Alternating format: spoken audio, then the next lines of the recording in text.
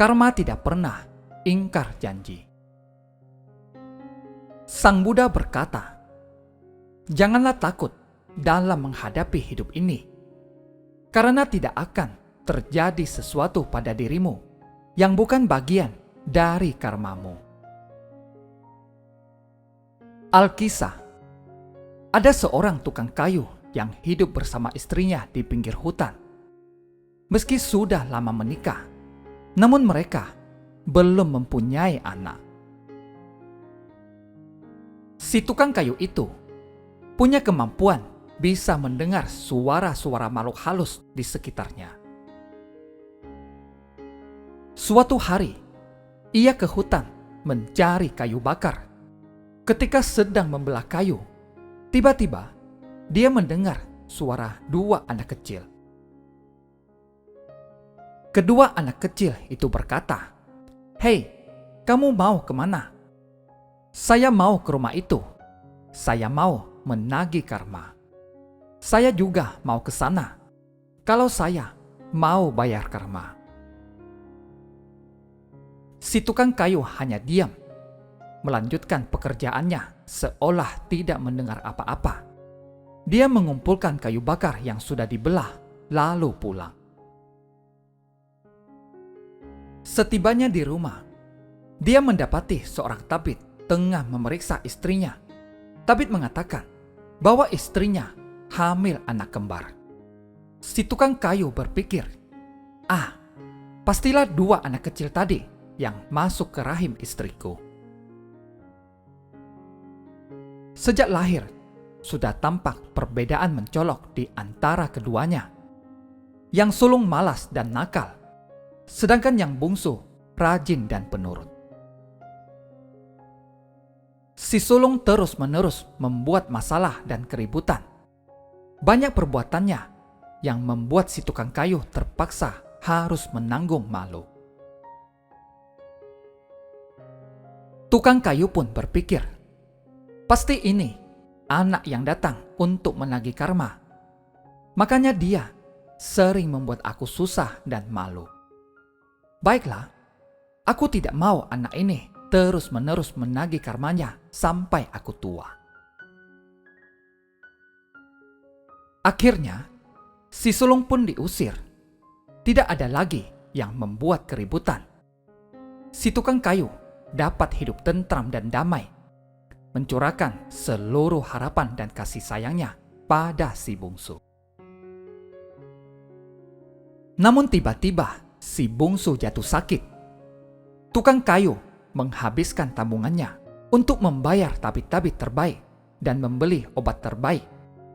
Namun para tabib kebingungan mengobati penyakit langka yang diderita oleh si bungsu dan akhirnya menyerah. Tukang kayu menjual rumah serta seluruh harta bendanya, pergi keluar kota untuk mencari tabib lain. Tapi dia memperoleh jawaban sama, belum ada obat untuk penyakit itu. Tak lama kemudian, di tengah kemelaratan dan keputusasaan, si bungsu meninggal. Tak terlukiskan lagi kepedihan dan kekecewaan yang dirasakan si tukang kayu. Ternyata, inilah anak yang datang untuk menagih karma. Tukang kayu sadar, dia tidak bisa lari dari karmanya sendiri. Dulu, dia berpikir, si sulunglah yang datang untuk menagih karma, karena anak itu seringkali membuat masalah. Ia teringat kembali pada si sulung dan merasa sangat menyesal. Si sulung, setelah diusir, dia pergi keluar kota mencari pekerjaan. Dia bekerja dengan sangat rajin, sehingga dalam waktu singkat berhasil menabung. Setelah tabungannya cukup, dia pulang untuk mencari orang tuanya. Meskipun telah diusir, dia tidak dendam. Dialah anak yang datang untuk membayar karmanya. Dengan tabungan yang dia kumpulkan, dia membeli rumah baru dan mereka hidup berbahagia. Buah karma selalu ada di sana, seperti buah yang bergantung pada cabang pohon, menunggu kematangan pada waktu dan kondisi yang tepat. Seberat apa karma yang berbuah? Sesakit apa derita yang harus kita rasakan? Tergantung dari berat karma yang telah kita lakukan. Tidak lebih, tidak kurang.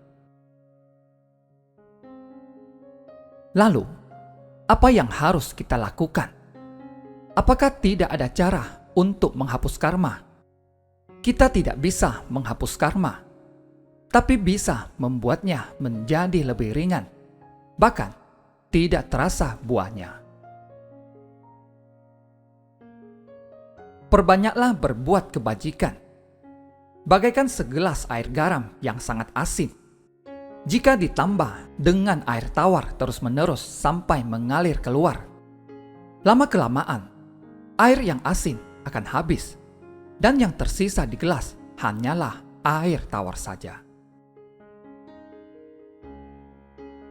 Seperti itulah seharusnya yang dilakukan dalam kehidupan kali ini. Entah sudah berapa banyak karma buruk yang telah kita lakukan, dan di kehidupan ini seharusnya kita lebih banyak berbuat kebaikan. Patut diingat, jika ada karma buruk yang berbuah, relakan saja, terima apa adanya. Karena semua itu disebabkan oleh perbuatan kita sendiri juga di kehidupan masa lalu.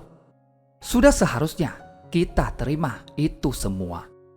Dan berpikirlah positif, karena karma burukku berkurang 1. Tetaplah berbuat baik sampai akhir.